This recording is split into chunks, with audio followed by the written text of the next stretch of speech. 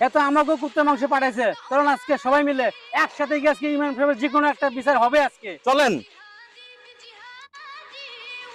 ওই যে ইমাম সাহেব আজকে আর খবর আছে। ইমাম সাহেব, আপনি জানেন না কুকুরের মাংস খাওয়া যায় হারাম? তা আপনি আমার কুকুরের মাংস পাঠালেন কেন?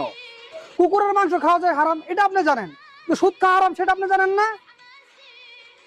হুজুর, আমি তো সুদ ঘুষ খাই না, আপনি আমার কিসের জন্য কুকুরের মাংস পাঠাইছেন? আপনি সুদ ঘুষ খান না তাতে কি হয়েছে? আপনি তো মদ গাঁজা খান, এটা খাও খেয়ে ভালো, এতে কুকুরের মাংস খাওয়া অনেক ভালো। হুজুর, আমি তো সুদও খাই না, মদ গাঁজাও খাই না, আমার বাড়িতে আপনি কুত্তা মাংস পাঠাচ্ছেন কেন? আপনি সুদও খান না, মদ গাঁজাও খান না, আপনি কি করেন? পরকীয়া করেন। ওটা কি ভালো কাজ? আপনারা সবাই অপরাধী, আপনারা সবাই হারামের সাথে যুক্ত। এর চেয়ে ভালো আপনারা কুকুরের মাংস খান। ইমাম সাহেব, আমরা আমাদের ভুল বুঝতে পারছি। আমরা আজকে থেকে আর কোনো খারাপ কাজ করবো না। আমরা ইনশাল্লাহ ইসলামের পথে চলার চেষ্টা করব।